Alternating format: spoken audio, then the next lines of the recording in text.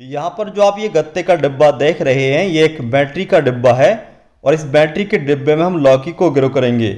हमारे घर पर तमाम तरह की बेकार चीज़ें होती हैं जिसमें हम गार्डनिंग आसानी से कर सकते हैं, बहुत सारी सब्जियां ग्रो कर सकते हैं, बहुत सारे पौधे ग्रो कर सकते हैं। तो इस गत्ते को हम बेकार समझ के नहीं फेंक रहे हैं, बल्कि इसमें हम आपको लौकी को ग्रो करके दिखाएंगे कैसे आप आसानी से इस तरीके के बेकार गत्ते के डिब्बे में भी लौकी को ग्रो कर सकते हैं। लौकी को ग्रो करने के लिए कम से कम 18 इंच का गमला होना चाहिए और इस गत्ते की गहराई तो काफ़ी ज़्यादा है, लगभग 22 इंची का गत्ता है।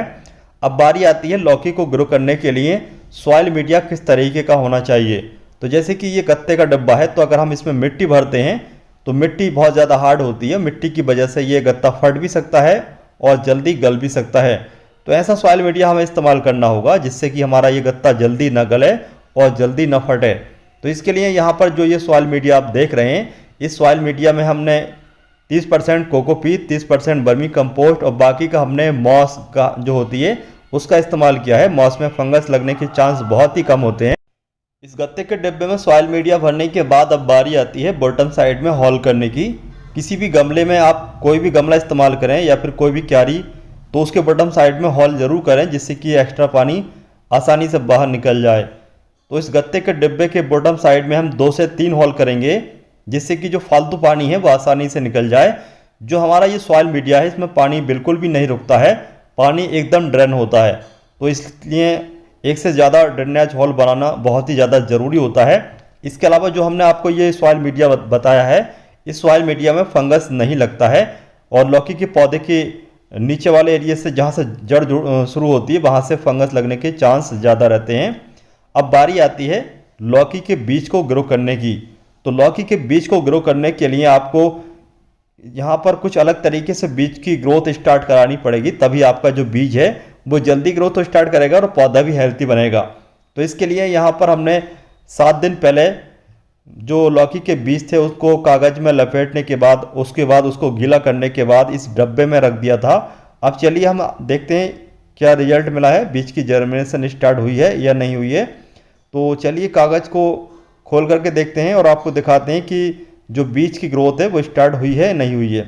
इसके अलावा बीज को आप चाहें तो डायरेक्टली भी लगा सकते हैं, लेकिन डायरेक्टली लगाने का नुकसान ये रहता है कि जो बीज होते हैं, कभी कभी ऐसे बीज भी होते हैं जिनके पौधे की ग्रोथ चल ही नहीं पाती है और कुछ ऐसे पौधे होते हैं जो बहुत तेज़ी से ग्रोथ करते हैं। तो अगर आप पहले पौध को तैयार कर लेते हैं बीज की जर्मिनेशन स्टार्ट कराने के बाद, उसके बाद में पौधे को दूसरी जगह शिफ्ट करते हैं, तो इससे आपको पता रहता है कि कौन सा पौधा हेल्थी है। तो जैसे कि यहाँ पर आप लोग देख सकते हैं बहुत ही अच्छी तरीके से बीज की स्प्राउटिंग शुरू हो चुकी है। अब चलिए इनको हम, या तो आप चाहें तो डायरेक्ट भी लगा सकते हैं, लेकिन बेहतर ये होगा कि इनकी पौध तैयार कर लें। अब चलिए हम इनको 4 इंची के गिलास में लगा देते हैं कोकोपीट में, और उसके बाद इनको डायरेक्टली धूप में हम रख सकते हैं। डायरेक्टली धूप में रखना चाहिए लौकी के बीज को लगाने के बाद, क्योंकि लौकी का जो पौधा होता है इसको डायरेक्टली पूरा दिन की धूप मिलना चाहिए, तभी अच्छी तरीके से लौकी का बीज ग्रोथ करता है, लौकी का पौधा ग्रोथ करता है। लौकी को पूरा दिन की धूप मिलेगी तो ज़्यादा फ्रूटिंग भी होगी, ज़्यादा फ्लावरिंग भी होगी। जब आपके पौधे पर मदर लीफ के बाद में नई लीफ आ जाती है, इस तरीके से आपकी पौध जब तैयार हो जाती है तो सही समय होता है इसको शिफ्ट करने का। तो यहाँ पर जैसे कि आप लोग देख सकते हैं हमारे पास 2 पौध लौकी की तैयार हो चुकी हैं, इनको हम शिफ्ट कर रहे हैं। और शिफ्ट करने से पहले जो भी यहाँ पर ये मदर लीफ होती हैं इनको ज़रूर हटा दें, तब आपके पौधे की ग्रोथ ज़्यादा तेज़ी से होगी।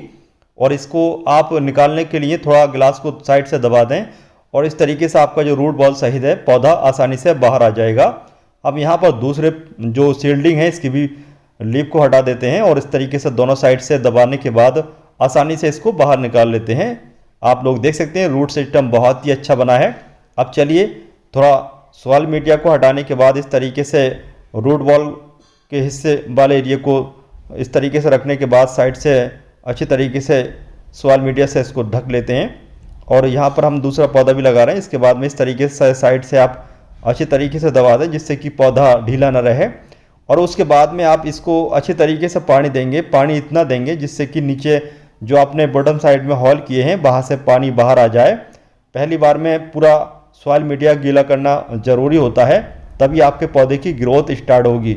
यहाँ पर मैं आप लोगों को बताना चाहता हूँ, लौकियाँ अगर आप ज़्यादा हार्ड वेस्ट करना चाहते हैं और लौकी की पौधे की ग्रोथ भी अच्छी चाहते हैं तो इसके लिए आपको लौकी के पौधे को ऐसी जगह पर रखना चाहिए जहां पर डायरेक्ट पूरा दिन की धूप आती हो। अगर आप ऐसी जगह पर लौकी की बेल को ग्रो करेंगे जहां पर कम धूप आ रही हो तो ऐसे में क्या होगा कि आपके लौकी के पौधे पर लौकियां कम बनेंगी, बल्कि आपके लौकी के पौधे की ग्रोथ बहुत तेज़ी से चलेगी। अब चलिए अब आपको दिखाते हैं कुछ दिनों के बाद का रिजल्ट।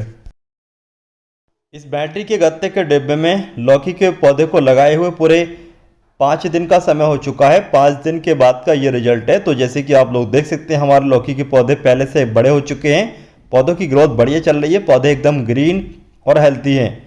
तो ये था लौकी को गत्ते के डिब्बे में उगाने का पार्ट 1। आने वाले समय में हम आपको बताएंगे आपके लौकी के पौधे को कौन सी खाद देनी है, लौकी के पौधे पर 1G 2G कटिंग करके ज़्यादा लौकियाँ कैसे प्राप्त करनी है, वो आने वाले वक्त में हम पार्ट 2 पार्ट 3 के वीडियो में आपको दिखाएंगे। तो इससे पहले अगर आपने चैनल को सब्सक्राइब नहीं किया तो चैनल को सब्सक्राइब कर लें। वीडियो पसंद आई तो वीडियो को लाइक, अपने दोस्तों या फिर रिश्तेदारों के साथ इस वीडियो को शेयर करें। कोई सवाल है, कोई सुझाव है तो कमेंट बॉक्स में कमेंट कर सकते हैं। चलिए बाय।